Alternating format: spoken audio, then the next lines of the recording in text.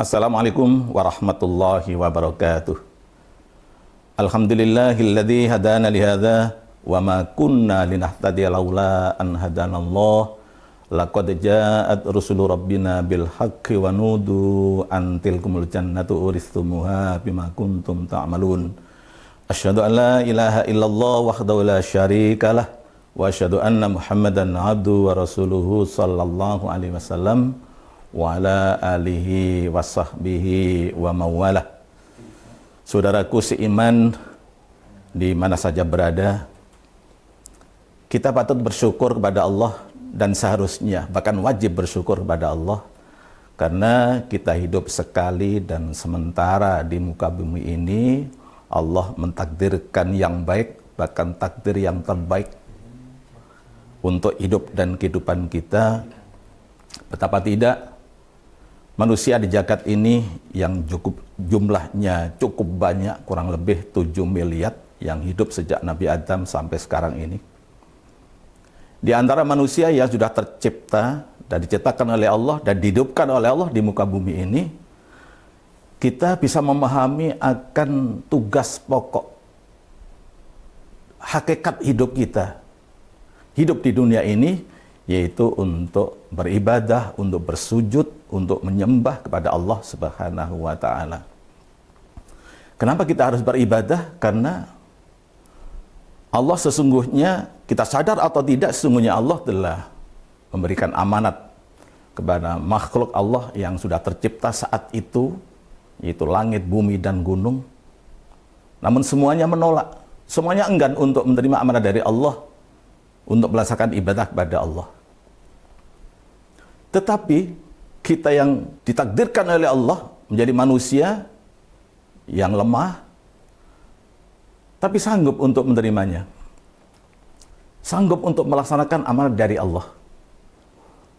Firman Allah, inna arabnal amanata ala samawati wal ardi wal jibal fa abaina ayyahmilaha wa asfaqna minha wa hamalahal insan innahu kana zaluman jahula. Aku titipkan amanat ini untuk langit, bumi, dan gunung, tapi mereka enggan untuk menerimanya. Wa hamalal insan. Ternyata manusia sebagai hamba Allah yang lemah sanggup untuk menanggungnya, sanggup untuk menerimanya, sanggup untuk melaksanakannya. Maka kemudian dinas oleh Allah, innahu kana zaluman jahula. Manusia itu adalah hamba Allah yang menganiaya dan bodoh. Namun saudara, alhamdulillah Allah mentakdirkan yang terbaik untuk kita.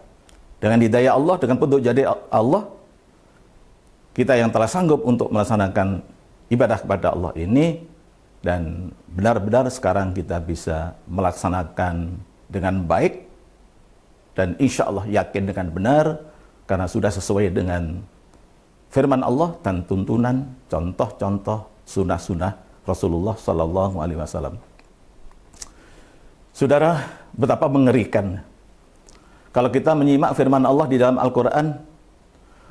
Walaqad dzara'na li jahannama katsiran minal jinni wal ins lahum qulubun la yafqahuna biha wa lahum a'yunul la yubsiruna biha wa lahum adhanul la yasma'una biha ulaika kal an'am bal hum adall ulaika humul ghafilun.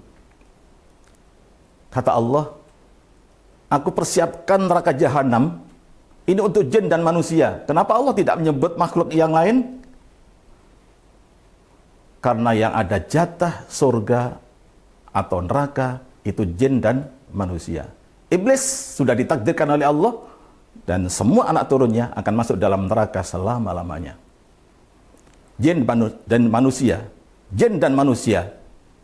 yang masih menjadi pemikiran karena ada harap-harap cemas ke surga atau ke neraka. Jin dan manusia yang akan dimasukkan dalam neraka, jin manusia yang seperti apa? Lahum qulubun la yafqahuna biha. Mereka punya hati, tapi hatinya sama sekali tidak pernah memikirkan kehidupan akhirat. Tidak pernah hatinya singgah, pikirannya singgah untuk memikirkan kehidupan yang hakiki, kehidupan yang abadi, kehidupan yang selama-lamanya, kehidupan yang khalidina fi abadan, di mana manusia sejagat ini dipersiapkan oleh Allah hanya ada 2 tempat saja, fariqun fil jannah wa fariqun fis sa'ir. Segolongan di dalam surga dan segolongan yang lain di dalam neraka. Yang kedua adalah walahum ayunul la yubsiruna biha. Mereka punya mata, tapi matanya sama sekali tidak pernah melihat tanda-tanda kekuasaan Allah. Melihat pemandangan, melihat sesuatu yang ada di depannya, di kanan kirinya, lewat begitu saja, tidak pernah singgah dalam hatinya bahwa itu adalah tanda-tanda kekuasaan Allah. Yang ketiga, walahum adzanul la yasma'una biha. Mereka punya telinga, tapi sama sekali telinganya tidak pernah mendengar ayat-ayat Allah, mendengarkan nasihat-nasihat agama, sesuatu yang bermanfaat.